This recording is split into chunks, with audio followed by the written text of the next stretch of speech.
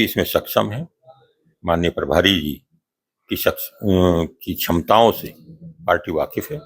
उनको टास्क मुश्किल दिए जाते हैं। उत्तर प्रदेश का टास्क अब उन्हें मिला है तो इसका फायदा पार्टी को मिलेगा और प्रदेश की जनता को। ये सक्षम लोग हैं और उनके नेतृत्व में जो उत्तर प्रदेश और पूरे देश को जितना लाभ पार्टी को मिलेगा, ये तय है कि उनको लाभ मिलेगा और ये पार्टी के लिए सक्षम सिद्ध प्रतिनिधित्व, जितना सम्मान आदि आबादी को, महिलाओं को भारतीय जनता पार्टी में मिलता है और सच्चा सम्मान मिलता है, सच्ची भागीदारी मिलती है, इतनी किसी पार्टी में नहीं मिलती। भारतीय जनता पार्टी की सरकार इतनी संवेदनशील है। अगर कोई मांग उठती है, कोई छोटी जगह से, बड़ी जगह से, जहां भी उठती है, उस पर त्वरित कार्यवाही होती है, तत्काल एक्शन होता है और उस समस्या का समाधान की कोशिश होती है। आप सबका जय जयकार। मैं दिलीप कुमार। इस समय मैं उत्तर प्रदेश के बीजेपी मुख्यालय लखनऊ में बैठा हूं। जैसा कि आप सब पिछले एक सप्ताह से उत्तर प्रदेश में सबसे ज़्यादा प्रमुख रूप से प्रदर्शन की खबरें और ख़ासकर जेन अल्फा और उसके साथ साथ विपक्ष की ओर से, चाहे वो सपा हो चाहे कांग्रेस हो, ट्विटर पे एक तरह से वार छिड़ा हुआ है। इसके साथ ही बीजेपी की क्या रणनीति है, बीजेपी ने के राष्ट्रीय कार्यकारिणी का सूची जारी हो चुका है। ऐसे कई सारे मुद्दे हैं जिन पर हम बातचीत करेंगे। हमारे साथ मौजूद हैं बीजेपी के प्रदेश प्रवक्ता। आपका बहुत बहुत स्वागत है। धन्यवाद। प्रदेश में क्या चल रहा है इस समय, आप अपने शब्दों से बताइए। देखिए, प्रदेश में सुशासन चल रहा है। माननीय योगी जी के नेतृत्व में, माननीय प्रधानमंत्री जी के मार्गदर्शन में जनता के बीच कार्यकर्ता जा रहे हैं। भारतीय जनता पार्टी के तमाम अभियान चल रहे हैं और अभियानों के जरिए जनता से संवाद संपर्क का अभियान जारी है। वो कार्यक्रम जारी है। जनता के सुख दुख में, जनता को जन कल्याणकारी योजनाओं का लाभ पहुंचे, जनता की समस्याएं हैं उनका समाधान त्वरित गति से हो, इस तरफ काम हो रहा है। और मुझे लग रहा है कि इसमें जिस गंभीरता से और जिस तत्परता से काम हो रहा है वो अपने आप में एक सराहनीय कार्य है। बिहार में तेजस्वी यादव यानी कि आरजेडी को बड़ी शिकस्त देने के बाद उस धुरंधर को उत्तर प्रदेश की जिम्मेदारी मिली है। समझ ही रहे हैं मैं किसकी बात कर रहा हूँ। देखिए, भारतीय जनता पार्टी एक लोकतांत्रिक व्यवस्था वाली पार्टी है। सभी इसमें सक्षम है। माननीय प्रभारी जी की क्षमताओं से पार्टी वाकिफ है। उनको टास्क मुश्किल दिए जाते हैं। उत्तर प्रदेश का टास्क अब उन्हें मिला है तो इसका फायदा पार्टी को मिलेगा और प्रदेश की जनता को भी मिलेगा। जब से जिम्मेदारी दी गई है तब से सोशल मीडिया पे बीजेपी के छोटे कार्यकर्ता से लेकर बड़े पदाधिकारियों के द्वारा जो है बधाई और शुभकामनाओं का जो है सिलसिला जारी है। बहुत भरोसा है बीजेपी को। निश्चित रूप से कार्यकर्ता उत्साहित है और कार्यकर्ता उनके आने से और दुगनी ताकत से और मजबूती के साथ चुनाव मैदान में उतरेगा और जनता के बीच जाएगा। अच्छा, मैं बात कर रहा हूँ उस धुरंधर को जिसको बीजेपी इन्होंने स्वीकार भी किया है, वो विनोद तावड़े जी हैं, जिनको जो है कल ये जिम्मेदारी उत्तर प्रदेश का जो है बतौर प्रभारी के रूप में दिया गया है।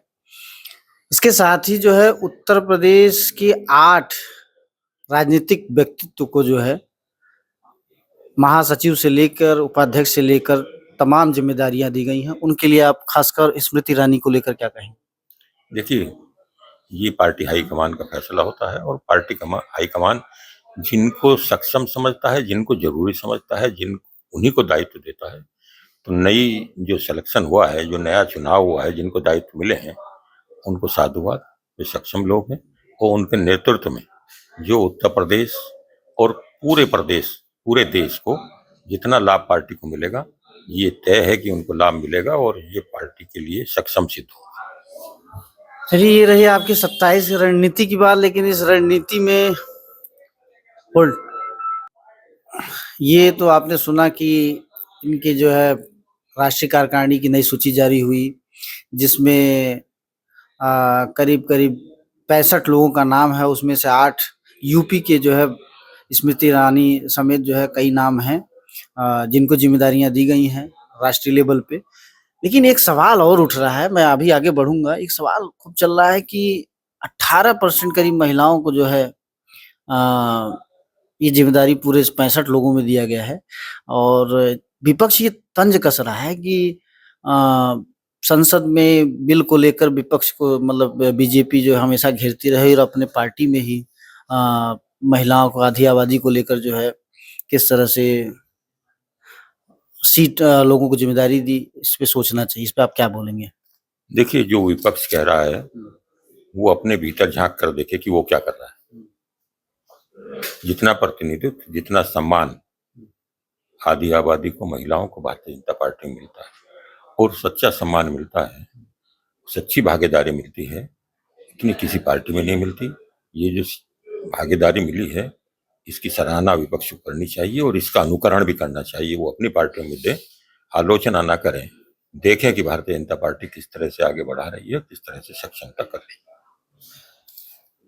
ठीक है, ये इनके 27 की रणनीति बतौर संगठन इन्होंने बताया कि हर तरह से सक्षम है, लेकिन पिछले 4-5 दिन या यूं कहें कि 14 अगस्त से करीब उत्तर प्रदेश के छोटे मोटे जिलों में छिटपुट जो है जेन अल्फा के द्वारा प्रदर्शन देखा गया। लेकिन सबसे ज्यादा चर्चा तब हुआ जब 14 अगस्त को लखनऊ में जयप्रकाश नारायण सर्वोदय विद्यालय के छात्रों ने सड़क पर उतर कर प्रदर्शन किया। उसमें जाम में समाज कल्याण मंत्री असीम अरुण फंसे, वो स्वतः जाके उन बच्चों को समझाया। पता चला कि जो है शिक्षक को लेके वो बच्चे जो है सड़क पर उतरे थे। फिर उसके 2-3 दिन बाद अभी सर्वोदय बालिका विद्यालय में बच्चियां सड़क पे उतरी और इस तरह की तस्वीर आज फिर उन्नाव जिले से आया है। सर्वोदय विद्यालय की ही छात्र छात्राएं थी जो सड़क पर उतरे और शिक्षकों को लेकर वो अपनी विरोध दर्ज करा रही। शिक्षक नहीं, अधिकारी कह रहे हैं कि शिक्षकों की तबीयत गड़बड़ है, ये है वो है, तरह तरह की बातें रख के जो है मामला शांत कराया जा रहा है। इस पे बीजेपी की तरफ से आप क्या कहना चाहेंगे? देखिए, समस्याएं होती हैं और समस्याएं उठती भी हैं और समस्याओं का निदान भी होता है। भारतीय जनता पार्टी की सरकार इतनी संवेदनशील है, अगर कोई मांग उठती है, कोई छोटी जगह से बड़ी जगह से जहां भी उठती है, उस पर त्वरित कार्यवाही होती है, तत्काल एक्शन होता है और उस समस्या का समाधान की कोशिश होती है।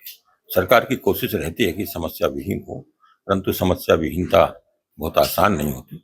समय समय पर समस्याएं होती हैं, पर सरकार की संवेदनशीलता है कि वो प्राथमिकता के आधार पर उन समस्याओं का समाधान करे। समस्याएं होती तो ये जंतर मंतर पर प्रदर्शन अभी जो हाल ही में संपन्न हुआ है और जो लोग अपनी जीत मान रहे हैं, सीजेपी वाले या कह सकते हैं नीट वाले छात्र जो है, इससे पहले भी बच्चे प्रदर्शन कर सकते थे, लेकिन ये इस जंतर मंतर के बाद एक ज्यादा देखने को मिल रहा है उत्तर प्रदेश में। इस पे आपका क्या है? देखिए, ऐसा कुछ नहीं है, ये समस्याएं होती रहती हैं, प्रदर्शन होते हैं। समस्याएं होंगी तो लोग बात रखेंगे, अपनी बात रखते हैं और विभिन्न माध्यम से जाते हैं। कभी जनप्रतिनिधियों के जरिए जाते हैं, कहीं लोकल मसले पे जाते हैं, अधिकारी से मिलते हैं। परंतु असली बात यह है कि जो संवेदनशील सरकारें होती हैं उनका समाधान करती हैं। भारतीय जनता पार्टी की सरकारें संवेदनशील हैं और वो तत्काल इन पर कार्रवाई करती है और कार्रवाई उनकी समस्याएं सुनकर कार्रवाई करके उनको संतुष्टि प्रदान करती है। ठीक है, इसी के साथ एक बयान वायरल हो रहा है चवन्नी को लेकर। अखिलेश यादव ने पीसी में जो है कहा कि हमने चवन्नी को रुपया बना दिया। कहीं ना कहीं बिना नाम लिए ये जयंत चौधरी को एक तरह से तंज है या उनको कह सकते गिला शिकवा है। इस पे आप क्या बोलेंगे? देखिए, एक पार्टी का राष्ट्रीय अध्यक्ष है, उसको अपनी गरिमा का ध्यान रखना चाहिए। एक सामान्य व्यक्ति को भी गरिमा का ध्यान रखना चाहिए और बयान देते समय, कोई सार्वजनिक रूप से कोई चर्चा करते समय सोशल मीडिया या मीडिया प्लेटफॉर्म पर अपनी गरिमा का ध्यान रखते हुए बयान दे। अगर अखिलेश यादव जी ने कोई बयान दिया है और दूसरी पार्टी को इस पे आपत्ति हुई है तो इसका चिंतन अखिलेश यादव को करना चाहिए। उनको एक राष्ट्रीय पार्टी का अध्यक्ष होने के नाते क्या इस तरह के बयानबाजी करनी चाहिए, ये उनके चिंता का विषय है। बाकी जनता तो देख ही रही है, जो गरिमापूर्ण व्यवहार नहीं करता है जनता उनको विदा करती है। यही सजा शायद समाजवादी पार्टी अभी भुगत रही है। बस आखिरी सवाल, 27 में चुनाव है। अखिलेश कांग्रेस का गठबंधन तो एक तरह से माना जा रहा है कि रहेगा ही रहेगा। आपके ही घटक दल के जो है संजय निषाद इस समय नाराज चल रहे हैं। निषाद राज पार्टी के जो है आपके सरकार में कैबिनेट मंत्री हैं और अब चुनाव जिस तरह नजदीक आ रहा है उनकी नाराजगी दिख रही है। अभी स्थापना दिवस उन्होंने मनाया, तो इस पे क्या कहेंगे? क्या विपक्ष का गठबंधन मजबूत होगा या आप का रणनीति और आपका सब कुछ काम आएगा और 27 में फिर जो है आपकी डंका बजेगा? विपक्ष का गठबंधन कहाँ है, पहले तो आप ये मुझे बता दीजिए। इंडी गठबंधन बराबर फेल हो रहा है, रोज उनके बीच तकरार हो रही है। एनडीए का गठबंधन मजबूत है, जो एक बार बना वो अब तक हिला नहीं है। जो गठबंधन जिसकी आप जिक्र कर रहे हो वो बार बार टूट रहा है, आपस में भिड़ रहा है, लड़ रहा है, तो गठबंधन है कहाँ? वो अवसरवादियों का गठबंधन है, वो मौका प्रस्तों के गठबंधन है, वो सत्ता के भूखे लोगों का गठबंधन है। उसको जनता स्वीकार नहीं कर रही। जैसा कि देखा कि बीजेपी प्रवक्ता अवनीश त्यागी ने किस तरह से जो है आखिरी सवाल का जवाब सियासी धुरंधर जिसे कहा जाता है, आप भी किसी सियासी धुरंधर से कम नहीं है, बिल्कुल जो है बच निकल गए। कोई नहीं, हमारे साथ कैमरा पर्सन विजेंद्र यादव के साथ मैं दिलीप कुमार।